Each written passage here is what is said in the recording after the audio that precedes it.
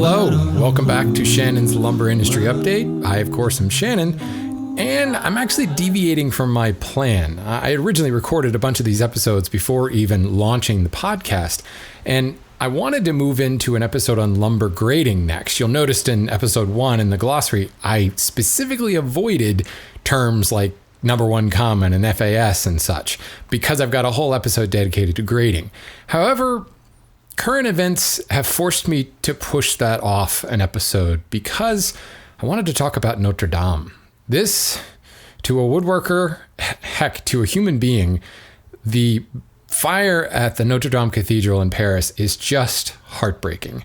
And it's one of those things where it's funny to see all of the vacation photos and things coming out of people standing in front of Notre Dame. I remember when I was there, I don't really. I do, but I was too young to really appreciate it. And I definitely was not a woodworker at the time. And it absolutely breaks my heart to think of not being able to go there and see it from today's perspective, from the perspective of a woodworker.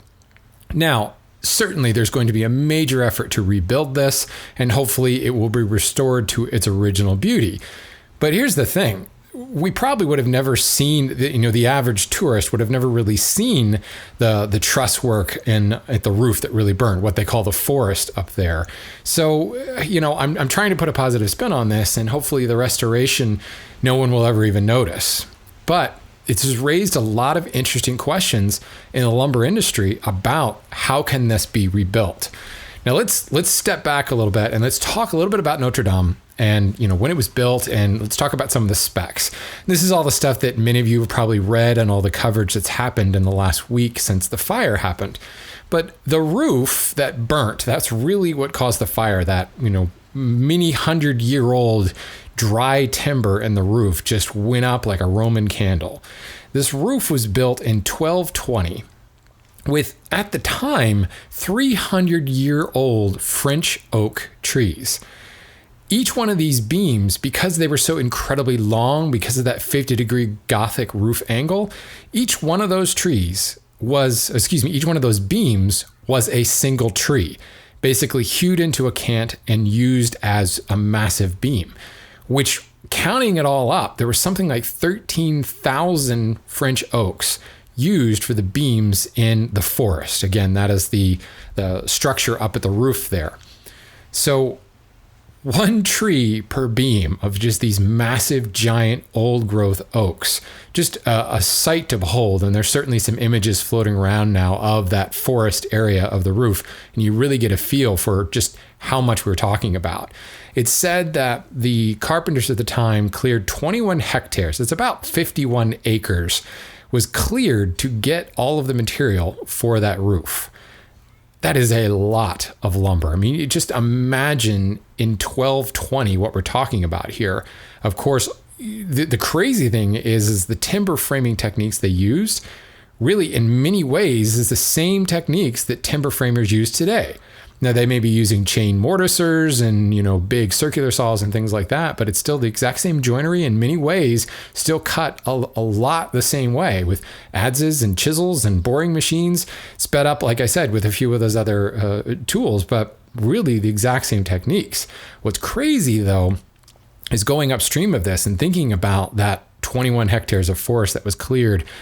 Today that would have been done with chainsaws and a lot of modern technology. This was a bunch of guys with axes and then hauling all that material and hewing it into cants and lifting it up into the roof there. It's just mind-blowing to think about that. So I wanted to talk a little bit about French oak. Now, I understand there was a little bit of chestnut used in there, but primarily what we're talking about is oak, specifically French oak. Quercus robur. It's sometimes known as European oak, English oak sometimes. French oak, I think, is what it's been come to be known as in the more recent years as a market term. We get at Jacobs and McIlvaine, we often get requests for French oak on a lot of very highfalutin homes where they're looking for that slightly different character of the oak.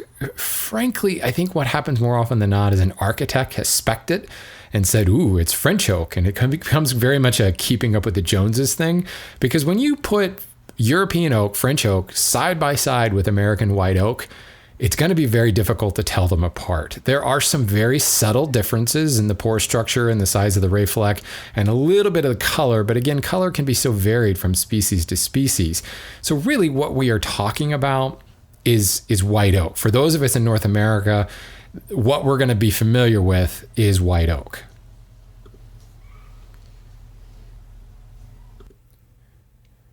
Now, I should add that I said earlier there was some talk about there being some chestnut in there as well. And what I wonder if it was actually chestnut or if it was actually chestnut oak, Quercus prenus. It's hard to say. I think chestnut oak is much more of an eastern United States species. I actually don't know when people say chestnut if what they're referring to. Was it an American chestnut? Is that found in Europe? I'm not exactly sure. That may be something to look into later. But for all intents and purposes and all the reports that I've seen, mostly what we're talking about is that French oak, the Quercus robur. So let's compare that to white oak. And I will say as well that I have an episode already recorded downstream where we're going to talk a little bit more about the technical specifications and what they mean, because I will reference them a lot when I start highlighting species and talking about them. And by technical specs, I'm referring to hardness and modulus of rupture and stiffness and crushing strength and all these fun things. So let's look at English oak, first of all, as compared to white oak. English oak has a Janka hardness of 1120 pounds per square inch, whereas white oak is 1350. So they're very similar, but a little bit softer on the English oak. The density is a little bit less dense of English oak than white oak, but it's very much a negligible difference there. The real difference that we talk about is the availability of the material. Crushing strength, MOR, MOE, modulus of rupture, modulus of elasticity, specific gravity, a lot of the shrinkage numbers are very, very similar between the two species. So again, if you have some familiarity working with white oak, Quercus alba, you're going to have a good understanding of what English or French or, sometimes royal oak it's referred to, but that gets into a little bit more of the British Isles, and brown oak, even though brown oak is technically more of a stained oak than a specific species. As you can see, oak can get really confusing, and there's a lot of these marketing and trade names and things that go with it. But from a woodworking perspective, French oak, think of white oak. It's going to be very, very similar, except the availability. Now, French oak is found all across Europe, all of Western Europe, and then running up into Russia and the boreal forests of Russia and the far east of Russia over on the Kamchatka Peninsula is really where a lot of this oak is coming from today. But the availability of it, even though it's widespread, these are small trees. When we spec white oak here in North America, we're specking wide boards, 8, 12, 15, 20-inch wide boards and long lengths, 20, sometimes 25-foot long lengths. Very easy to get 12, 15 footers in just common stock. If we take that spec, like the times when we've been asked for French oak by some of our customers, and we go to some of our partners over in Europe and bring this white oak spec, they basically laugh at us. There is just no way to get that kind of width and no way to get that kind of length.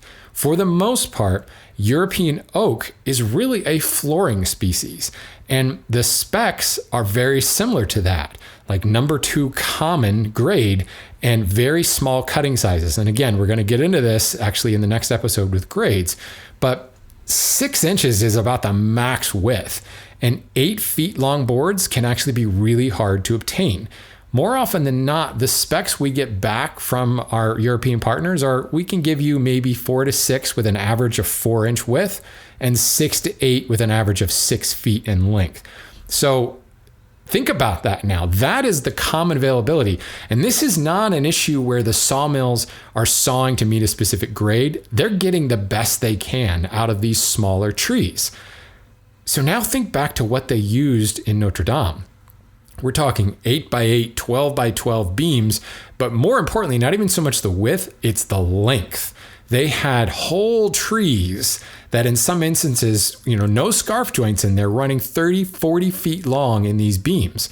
This is just heartbreaking because there's just there's nowhere that material is available today. French oak is widespread, but it just will not make that cutting grade anymore. Now, there have been a whole lot of rumors, unsubstantiated talk on the internet in the last, week or so about where people are going to get the oak. And of course, the French president is very big on let's get this done, 5-6 years, we're going to get it done and we'll figure it out. There was one guy on Twitter that started this whole crazy, what turns out to be a rumor now, but that the oaks at Versailles, the Palace of Versailles, and I'm sure you've seen the image. If you haven't seen it in person, there's this long, just beautiful road that's just lined with these gorgeous 100-year-old French oaks. There is talk that the Palace of Versailles planted those oaks with the specific goal of being able to rebuild Notre Dame should a disaster happen. Now, it turns out that the Palace of Versailles has since come out and officially said, hell no, you can't touch our oaks. That was never our intention. That is total myth. However, the original claim that this one guy on Twitter, who I think is some sort of emergency management position, that he went to a conference and there was talk that many of these cities with historic landmarks have 100-year-long disaster recovery plans. Whether or not it was talked about at this particular thing at Oxford or not, I don't know. But I did a little bit of digging on this, and this is true. Many of these European cities that have these just priceless historical landmarks do have quite substantial recovery plans, disaster management plans in place. And, you can look at things like the Forest of Dean in Britain was specifically planted for the British Navy. Let's start growing some oaks that we use for our ships. It turns out, obviously, things like steel ships came along and it wasn't really a big deal. But there are many instances, if you look throughout a lot of these old cities, where this is true, where someone has said, we need to be aware that if this burnt down, we don't have enough stone, we don't have enough timber or whatever in order to rebuild it. So let's start planting it, cultivating it, stockpiling it. And I think stockpiling is more the solution that people have come up with. Now, as far as this relates to Notre Dame, I don't know whether anything like that exists. No one has come out and said anything about it other than to say that the Versailles oaks is definitely not it. But let's just suspend that for a minute. Let's say that this is true. Let's say that some groundskeeper 100 years ago, basically once the fires of the French Revolution in the 1780s, 1790s, 1789, wasn't it? I don't know, I have to go back and listen to Les Miserables again. But the 1780s, the whole reign of terror, Robespierre overthrowing and everything, and the fires and the statues and everything being beheaded at Notre Dame. Back then, some Versailles gardener said, you know what, I'm going to plant some oaks in case they ever need to rebuild that. And he started planting them and say that was always the plan. Say the Palace of Versailles was fully willing to give up their oaks. In the court of public opinion in 2019, what are the chances of that actually happening? How many ecological lobby groups would descend upon Paris crying for the heads of the French president and the French government? How dare you cut down such a priceless treasure? And one might say that the Versailles oak is its own historical landmark. So do we cut down one historical landmark? Do we destroy one historical landmark to rebuild another historical landmark? Which one is more important? Well, I suppose if you asked God, I don't know what God would say. Would God prize the trees more than the church? I'd like to think that God would prize the trees more than some building. But now we're getting into a really deep conversation. Has nothing to do with the lumber industry. But my point is, these things do happen. There are plantations, there are forests that are specifically put there for a reason. The reason being to be cut down to be used for lumber for some reason or another. But the lifespan required for these plans and the way that just public opinion changes over time, I guarantee you there is no way the French government would cut down this forest in order to build Notre Dame. Now, we do quite a bit of business with brokerages and import dealers and things like that in France. And specifically the Parisian attitude can be a bit stubborn at times.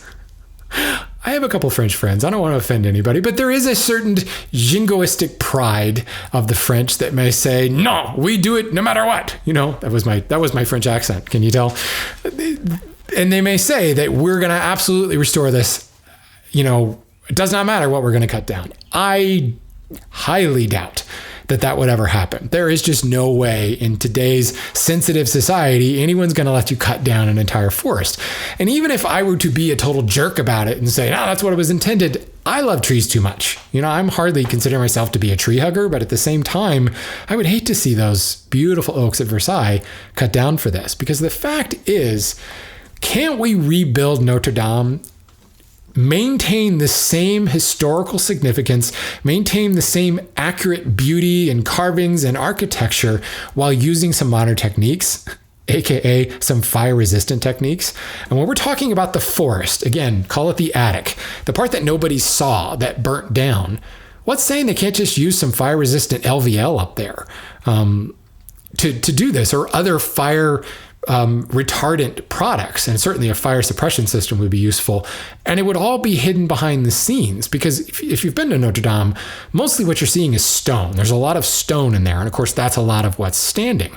So it seems to me that the whole thing could be rebuilt, and we can sidestep this whole issue of where we're going to get the wood, because we can use some engineered products to get there and still maintain a lot of that original historical vibe, if you will. Now, I'm speaking from an uninformed place because I'm not an architect. I'm not a construction engineer here, but I'm pretty certain that is going to probably happen. I mean, certainly historical buildings, construction do have some grandfathering when it comes to having to meet certain codes, but there's also a point where the destruction or the reconstruction violates any grandfathering. So, if you're just adding on to something, you can get away with not meeting a particular code. But if you're having to rebuild something entirely, I think a lot of those building codes exist. Now, I'm speaking from a North American, specifically United States perspective. I have no idea what building codes in France are like,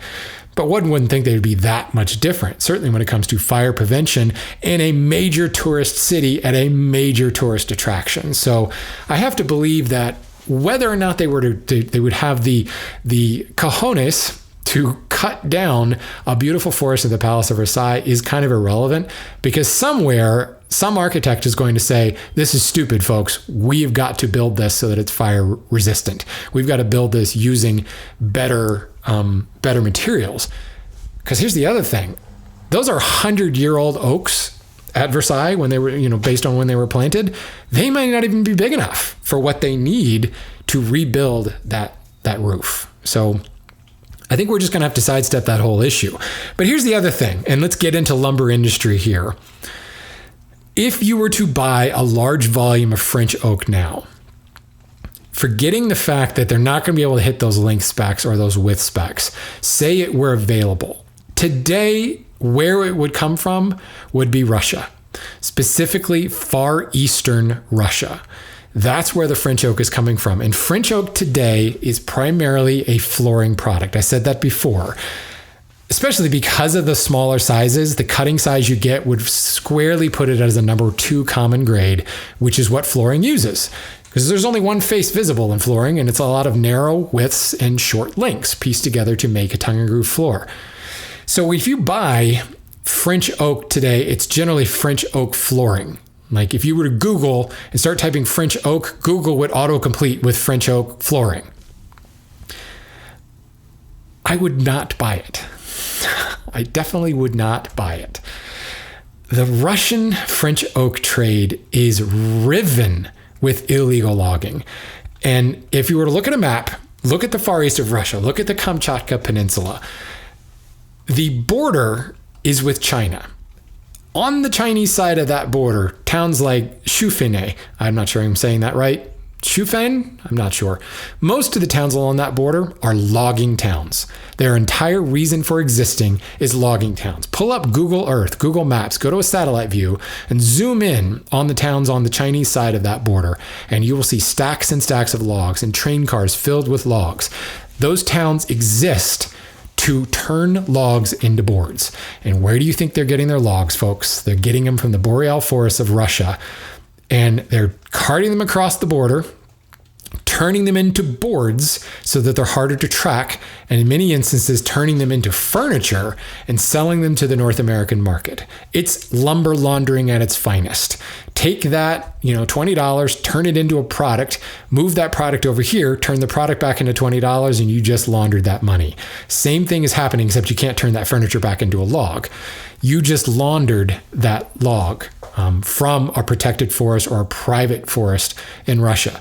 If you were to, the autocomplete Google would go to French oak flooring, dig like one character deeper, and all you are going to find about French oak or Russian oak is stories about how it's all illegal.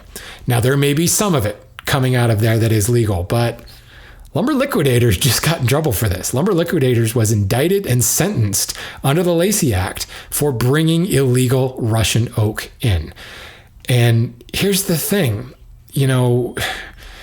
illegal logging happens. I know that there's a lot of ways to buy legal logs. And if you are an ethical company and you're following chain of custody and you're keeping your documentation, you can buy legally. There's no question. But there are a lot of people out there who don't care or can be bribed at the border. And this laundering is happening in a big, big way in Far East Russia with these oak logs. So if they were to buy a large quantity of French oak, I guarantee you it would be illegal. If not all of it, part of it. And here's the thing, the EUTR, the European Union Timber Regulation, kind of like the Lacey Act, US Lacey Act, it's the European version of it. EUTR regs, they do monitor local laws and crossing borders, but it's a little bit more lax than US Lacey. And hopefully not to offend anybody, but where I found it the most lax is in France. It just doesn't get paid as much attention in France because they are firmly in Western Europe and they're surrounded by a lot of other Western Europe countries. So the border crossing type of thing, they're far enough away from where the illegal logging is happening that maybe the checks and balances aren't where they need to be. So I actually hope they do use an engineered product because I would worry about illegal logging and deforesting private land and unethical logging practices and unecological silvicultural practices in order to get this much French oak. So it's my hope that they actually use engineered materials because then at least we can maybe try to stop some of the stuff that's going on with the French oak market because there's very little of the French oak market that I would consider something that I would ever, at least speaking from the perspective as an employee of a lumber company, we want nothing to do with the stuff because there's just no way to trace the chain of custody, and it puts way too much of a question mark, which would put us in direct violation of the US Lacey Act. So yeah, not a good thing. It's something to think about there as people say, well, where are we going to get this wood? I think the solution is not to get the wood at all because there's just too many questions there. So can modern materials be used without sacrificing the history and the beauty? Can the import regulations be trusted to actually use the lumber? And will national pride allow anything but original materials? And what lengths will be taken to make that happen? I don't know. I don't know the answer to that, but from the lumber industry perspective, we're kind of throwing up our hands and saying, you know what, guys, you're not going to find this lumber. You need to go a different route. You need to use an engineered material and focus on the beauty and trying to make it look like the original while hiding the magic modern technology behind the scenes. So that's it for me, guys. Because this episode was never meant to be released, because obviously we didn't know that Notre Dame, this horrible tragedy was going to happen. The first couple episodes, I make no mention of this because it didn't happen, but I did actually launch a Patreon page to support this podcast. So if you go to patreon.com/lumberupdate, or just look in the nav bar on lumberupdate.com, you'll see a link to that. I really appreciate everybody who's supported me so far. If you'd like to support the show, go to Patreon. It's a great way to support the show. And I do want to say thank you. There's a lot of names at first, but I want to say thank you to Wes, Keith, Mark, Johnny V, William, Rob, Kyle, Darth Rust, love that name, Jordan, Ken, Matt, Jerry, Bill, Ed, Kyle, Steve, William, another Steve, another Kyle, and Christina for supporting me at the $5 level. I really, really appreciate that. And please, I would love continued support on this. There's a couple of goals there to take this show to weekly instead of bi-weekly. If we hit that, I will happily give you a lumber update every single week. So you won't hear about this Patreon episode thing for a while because of the other pre-recorded episodes that didn't exist at the time, but I figured I would just drop that in there and say also that the podcast is now in all the major libraries. So just about every podcatcher out there should be able to pick it up, and you can listen on all your fancy newfangled devices. So thanks, everybody. Again, absolutely gutted, heartbroken by this Notre Dame thing, but there's some real interesting questions from a lumber industry perspective that I think still need to be answered. Hope you enjoyed the show. I'll see you next time.